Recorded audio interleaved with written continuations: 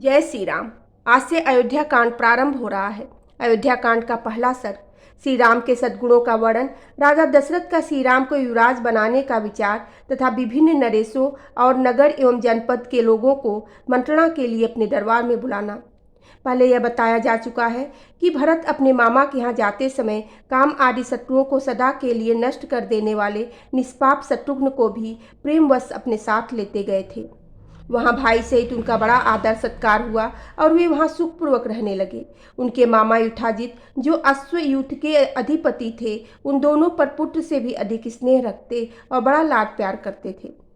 यद्यपि मामा के यहाँ उन दोनों वीर भाइयों की सभी इच्छाएं पूर्ण करके उन्हें पूर्णतः तृप्त किया जाता था, तथापि वहाँ रहते हुए भी उन्हें अपने वृद्ध पिता महाराज दशरथ की याद कभी नहीं भूलती थी।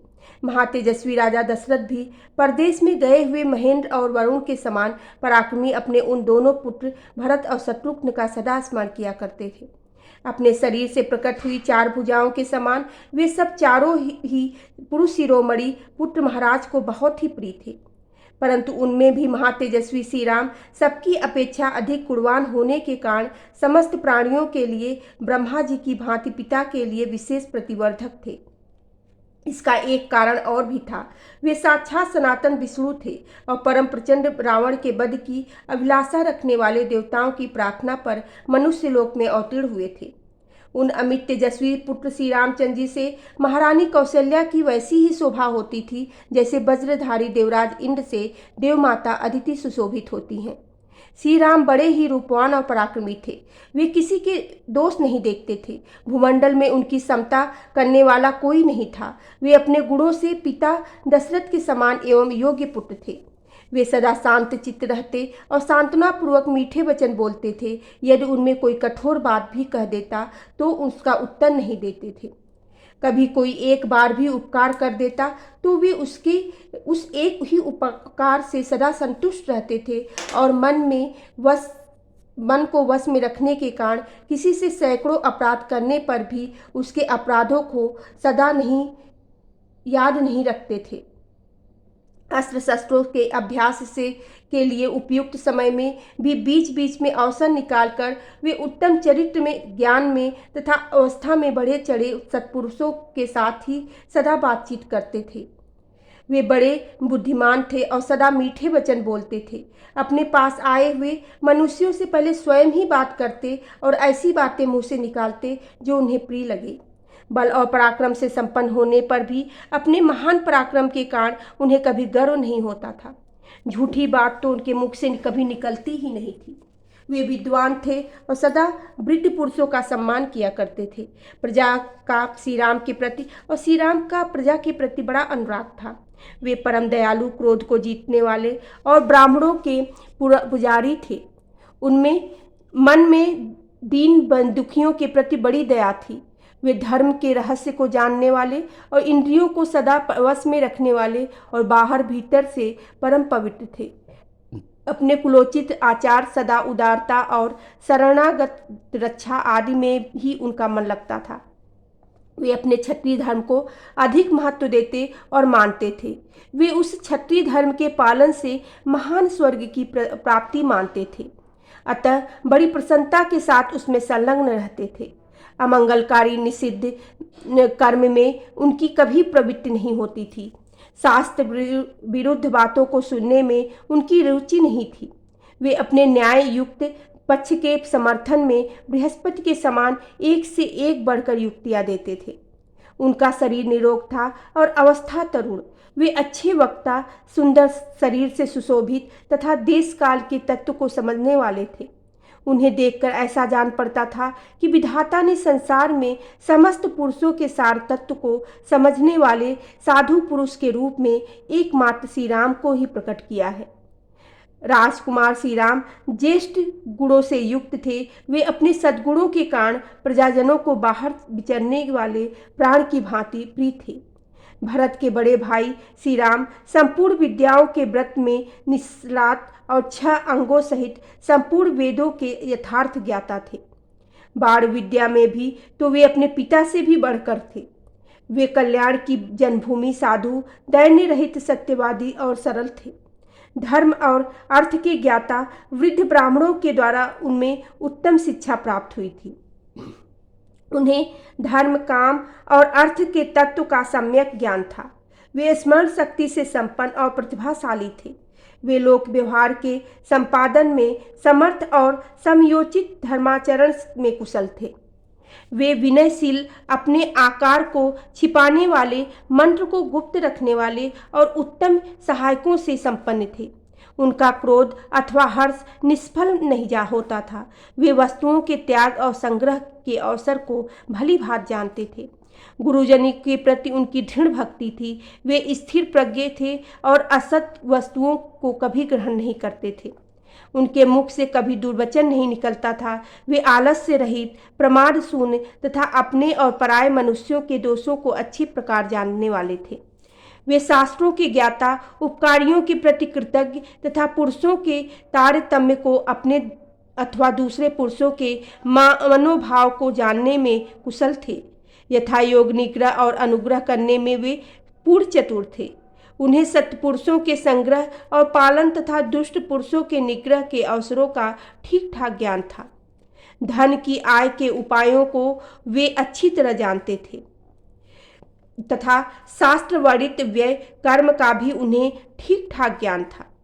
उन्होंने सब प्रकार के अस्त्र समूहों तथा संस्कृत, प्राकृत आदि भाषाओं से मिश्रित नाटक आदि के ज्ञान में निपुणता प्राप्त की थी। वे अर्थ और धर्म का संग्रह करते हुए तदनुकूल काम का सेवन करते थे और कभी आलस्य को पास नहीं भटकने देते थे। विहार के उपयोग में आने वाले संगीत, वाद्य और चित्रकारी आदि शिल्पों के भी वे विशेषज्ञ थे। अर्थों के विभाजन का भी उन्हें सम्यक ज्ञान था। वे हाथियों और घोड़ों पर चढ़ने और उन्हें भांति भांति को चालों की शिक्षा देने में भी निपुण थे। श्री रामचंद्र जी इस लोक में धनुर्वेद के सभी विद्वानों में श्रेष्ठ थे।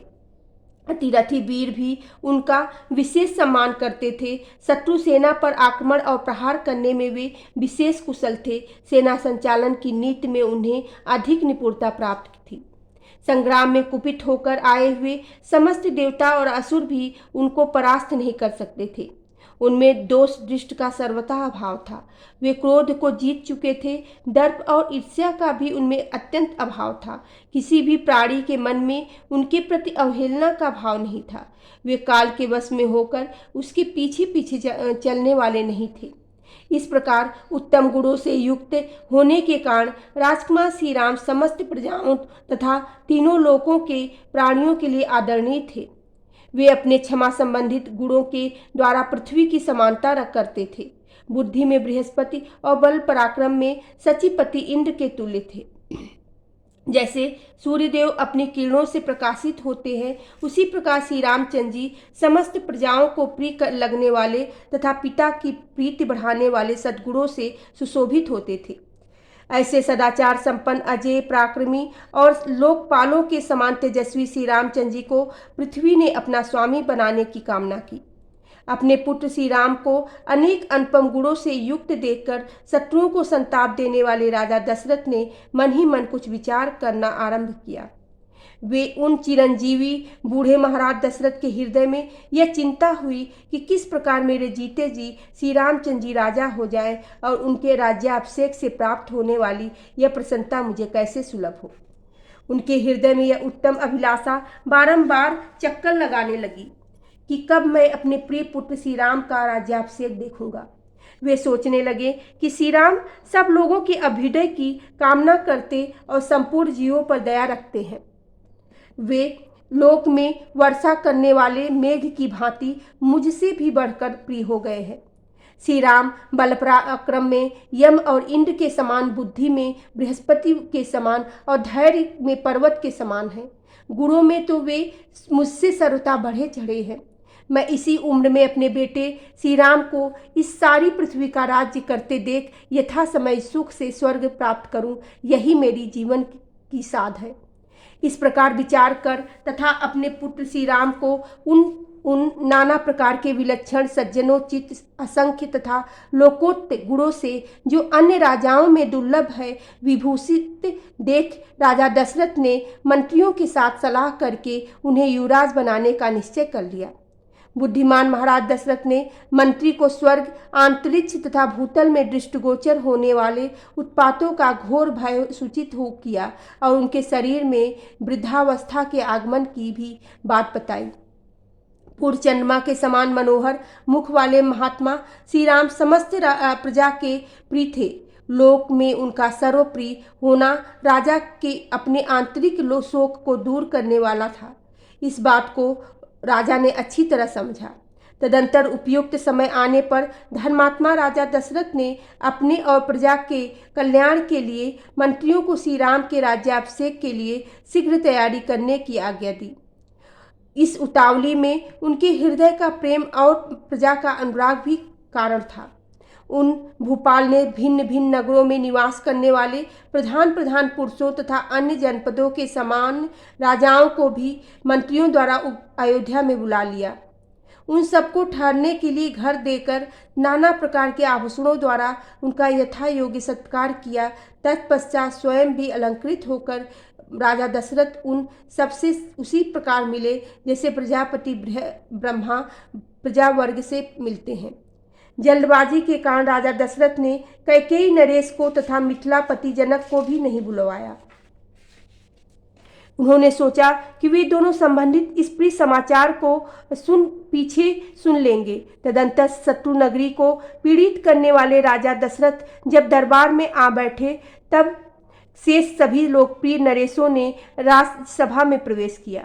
वे सभी नरेश राजा द्वारा दिए गए नाना प्रकार के सिंहासनों पर उन्हीं की ओर मुख करके विनीत भाव से बैठे थे।